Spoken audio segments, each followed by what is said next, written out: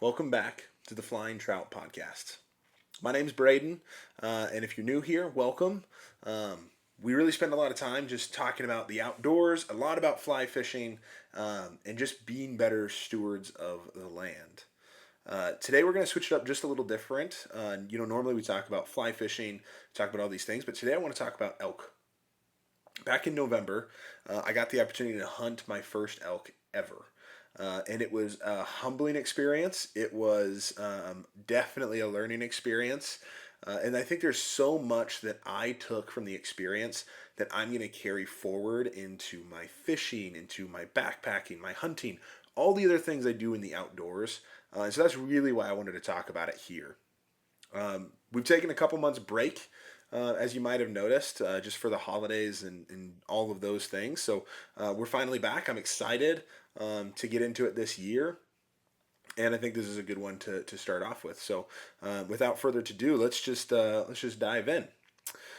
So this is going to be my article on my first elk hunt. It's called "From Plains to Peaks." Okay, and it really goes through all of the movements that really happened between preseason and gearing up and getting ready and then getting out there and actually hunting. So we're going to read this all the way through, and then we'll talk about it at the end here.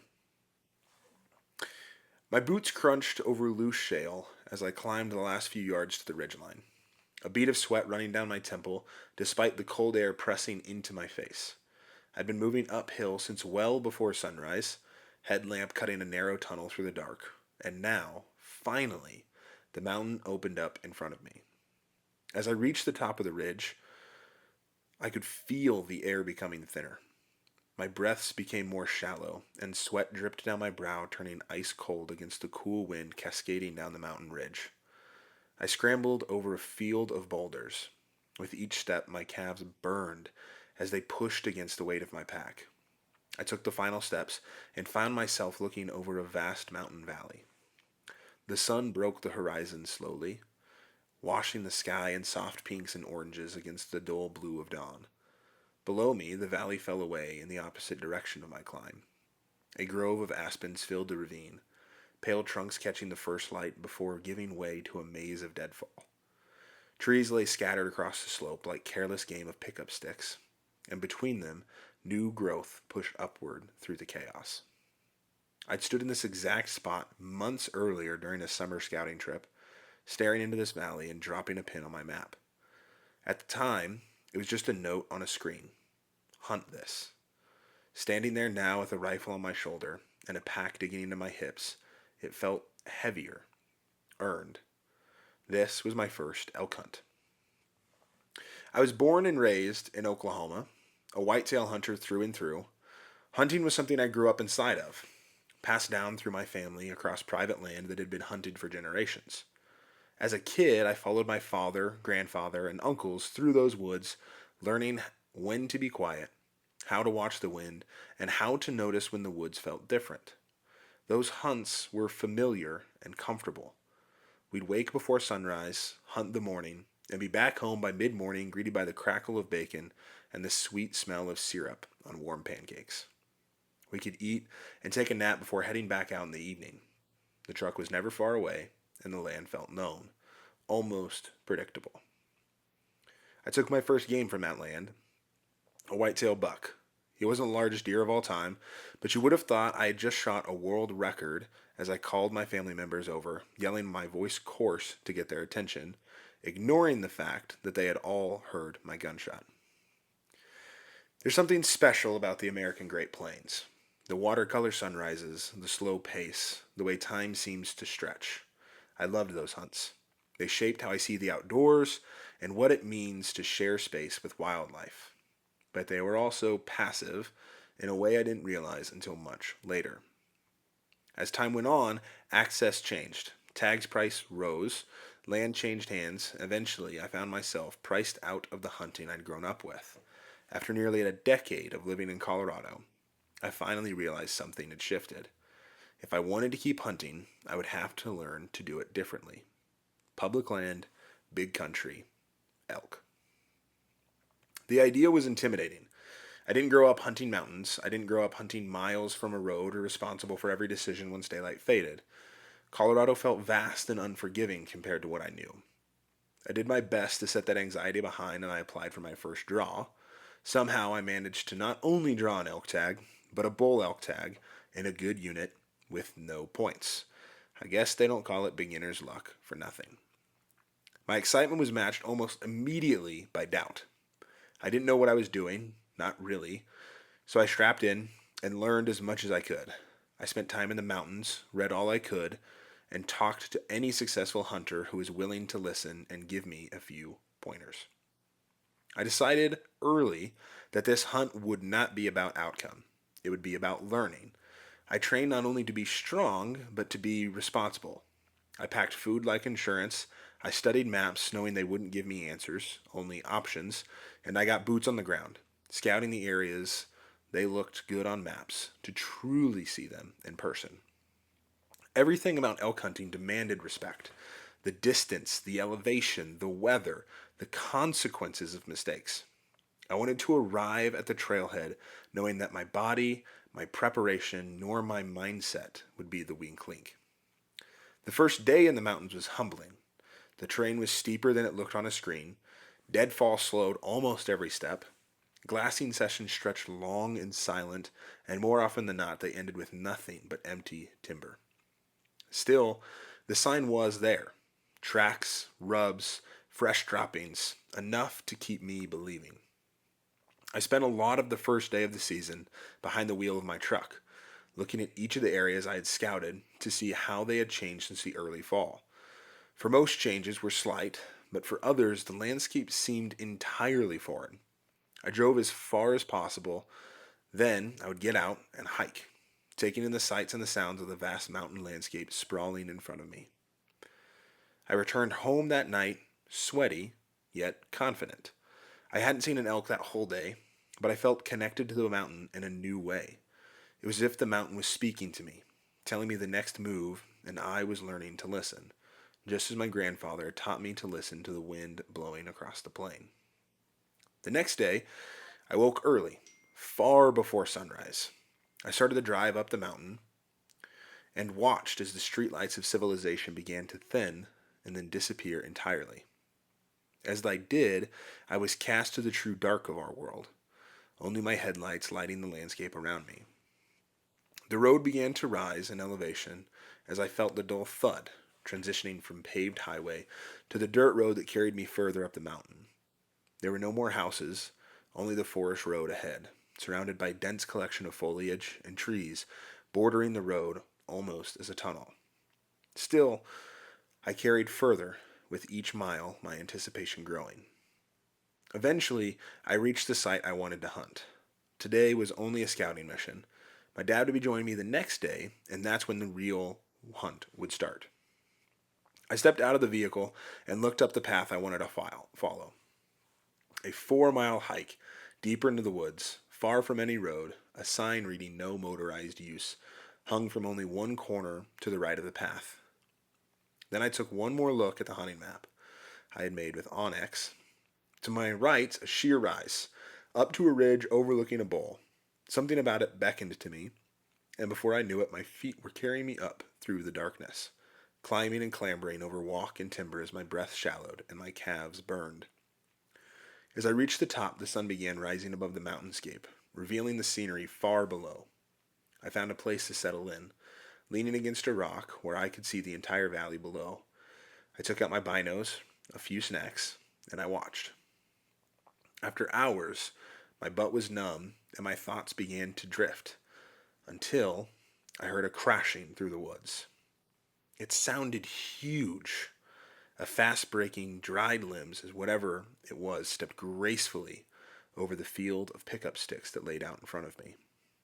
The noise stopped before I saw it, but as I looked, I saw one of the most magnificent creatures I had ever laid eyes on.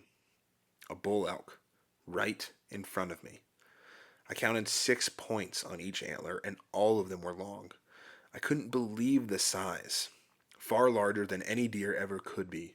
My heart began to race as I reached for my rifle, trying to move slowly, deliberately, so as not to give my position away. I rose to one knee and found a fallen tree to rest my rifle against. I settled my sight and took aim. My breath was out of control. Scope swaying, I tried to control my body to remain steady as I took aim at the wonderful creature's side. And then, crack. I heard it before I felt it, as a branch broke against my elbow. All I could do was watch as the elk bolted up the hill behind it, faster than what seemed like any animal of its size should be able to carry itself. I looked on in awe as the creature vanished, laughing quietly to myself, struck by the majesty of what I had just witnessed. Content in just being an observer, then another crashing through the landscape.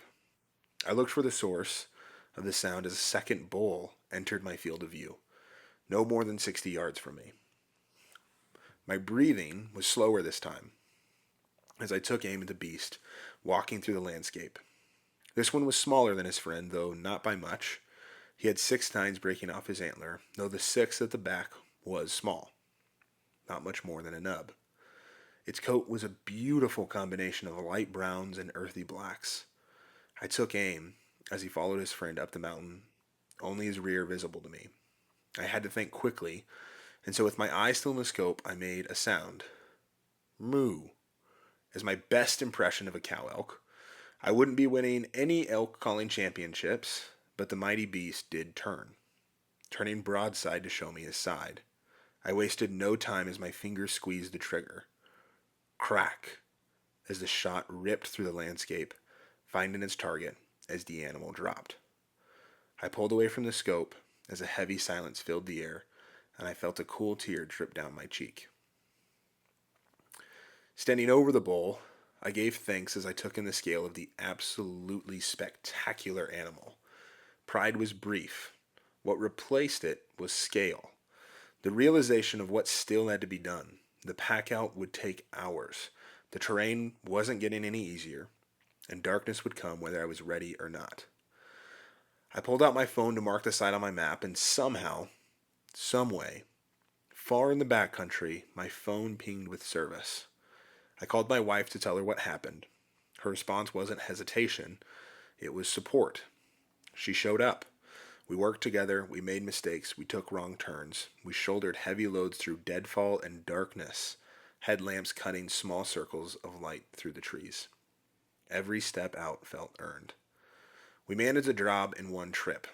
My wife brought a friend, and a fellow hunter found us at the kill site offering to help carry the load. A reminder of the impact community can make. As I shouldered my load and took the journey, all I could focus on was the step in front of me. The descent became steeper as the deadfall continued to grow thicker. Soon we had no choice but to continue our descent through broken limbs and giant logs as darkness quickly set in. A pack broke, and we were faced with a choice: keep going and come back for the final load, hidden somewhere on the mountain face in a dense collection of dead fallen foliage, or take more load and see it through. I chose the latter. I doubled the load on my back and had to be hoisted up, but I managed to stand. There were a few times in that final mile where my legs began to quake and my balance almost gave as I climbed over trees. Branches sliced into my palms, leaving cuts, and trees grabbed onto my pants, tearing holes in the fabric. However, despite the pain, despite the effort, I focused only on my feet and the dim light my headlamp cast in front of me. Eventually, the deadfall thinned and we found a trail. The descent flattened as we crossed the finish line and found the truck. The relief I felt taking off that pack was like taking a dive in a cool mountain creek. My body took a breath and my muscles sighed in relief. Driving down the mountain that night, my body ached and my joints were in knots. And yet, I struggled to wipe the smile off my face. The dense pride and community I felt was overwhelming, and I thanked God for the opportunity to experience such amazing places as this. That hunt changed how I see the outdoors. It reminded me that learning never stops, that success is not guaranteed, and the work doesn't end when the shot is fired. Standing on that ridge at sunrise, I didn't know how the hunt would end, but I knew I was exactly where I needed to be. Man, reading back through that just kind of gives me goosebumps. I had so many great memories on this hunt. And there was just so much that I learned and took away from the experience.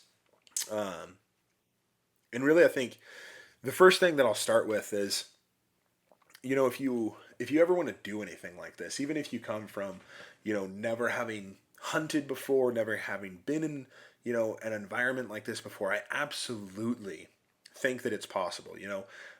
There are so many resources online, in text. There's podcasts, there's videos, there's all of these things that you can get into now if you want to get into any sort of hunting, whether it's elk or deer or waterfowl or whatever you want to do. We live in this really cool age where we can all share this information freely with each other and make us all better outdoors people. I think that's something we don't talk about nearly as much as we should. And I owe so much of my success to so many people that I listened to, that I watched their videos, that I read their books.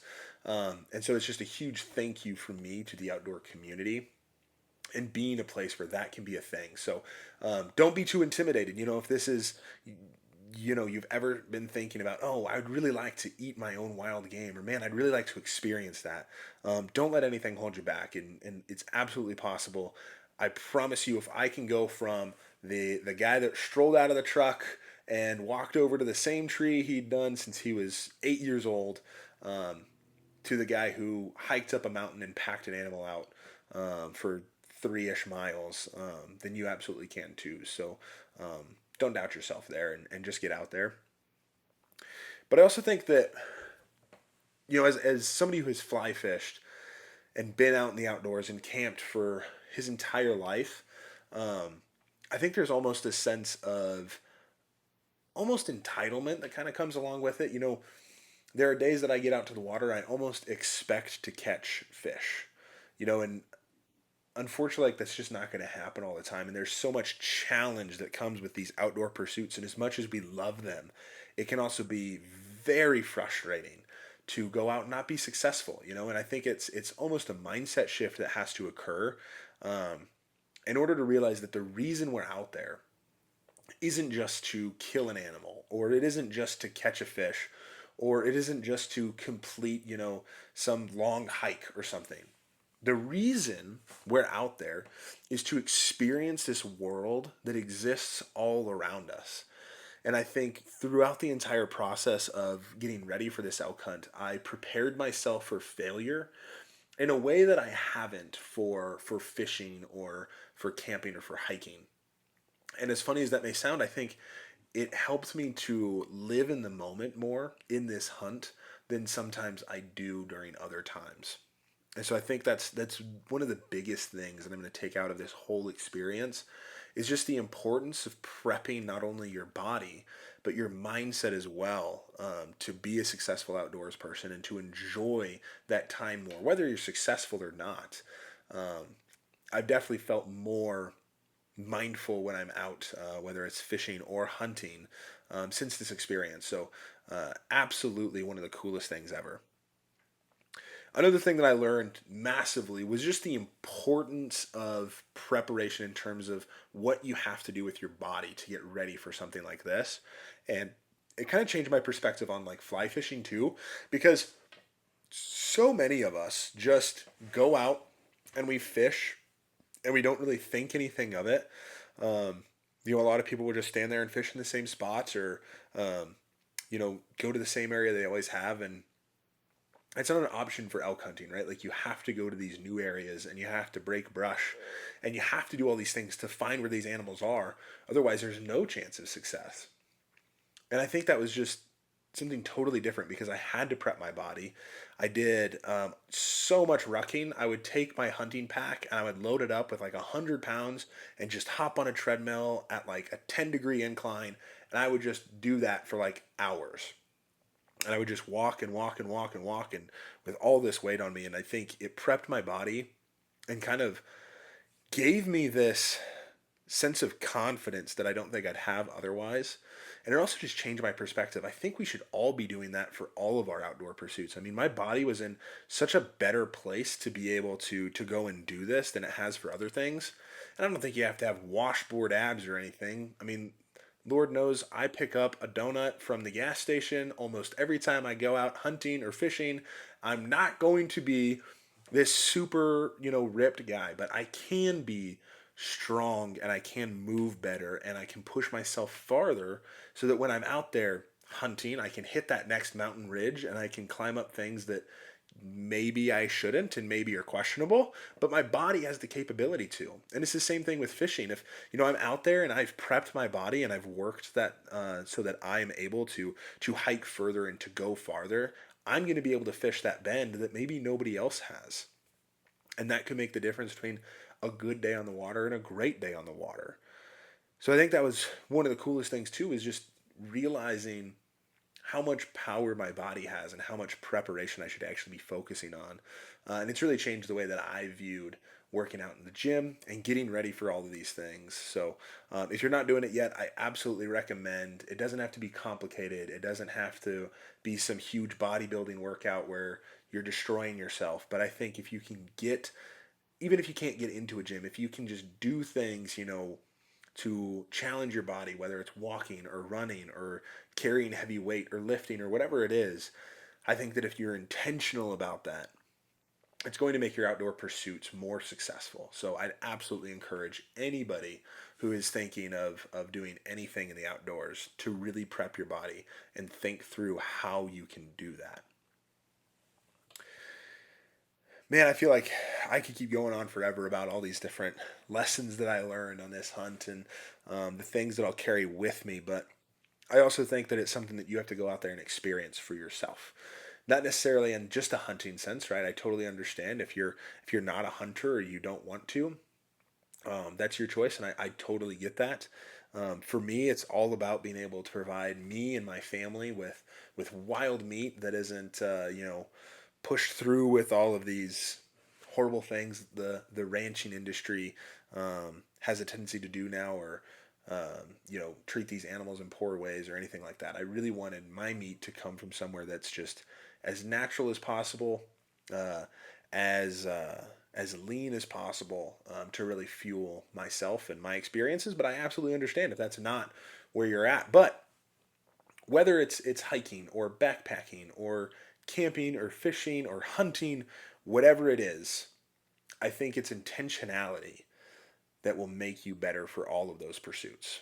And I think that's really what this elk hunt did for me, is I had to be so intentional with what I was doing and the information I was consuming and getting myself ready for this experience. And so no matter what it is, I would just challenge you to be intentional with it. Think this through a little bit and, um, maybe start a journal, or read some books, whatever it is. Learn as much as you can, because through being intentional, I learned so much more than I could talk about here with elk hunting and with being an outdoorsman and being well rounded. So, um, absolutely challenge you to get out there, have a fun time, and just be as intentional as possible with what you're doing out there. So, with that, I hope you guys enjoyed this. It's a little different, so let me know what you think about hearing about like elk hunting and that sort of stuff on this podcast as well. There's a lot of other things I do that I'd love to talk about, so let me know if you guys like it. I'll keep doing things like this, and would love to. Obviously, as you can tell by all the fish pictures on my wall, fly fishing is always going to be the precedent for me, and that's absolutely not going to go away. But if you like talking about hunting too, let me know. Thank you guys for listening to the Flying Trout podcast. Super fun to be back and super excited just to keep digging in. If you're ever thinking about, getting into anything outdoor pursuits, I know a lot of people that can hook you up if I don't know anything about it, but I do a lot of fishing, a lot of hunting, a lot of camping. So reach out if you want advice or tips, or maybe this year you're going to take on your first elk hunt. I'd love to hear about it, and I'd love to talk it through and connect for that way. So thanks for spending some time with me. We'll see you out there, whether it's on the mountain or on the water or just somewhere in between. Fish well, friends.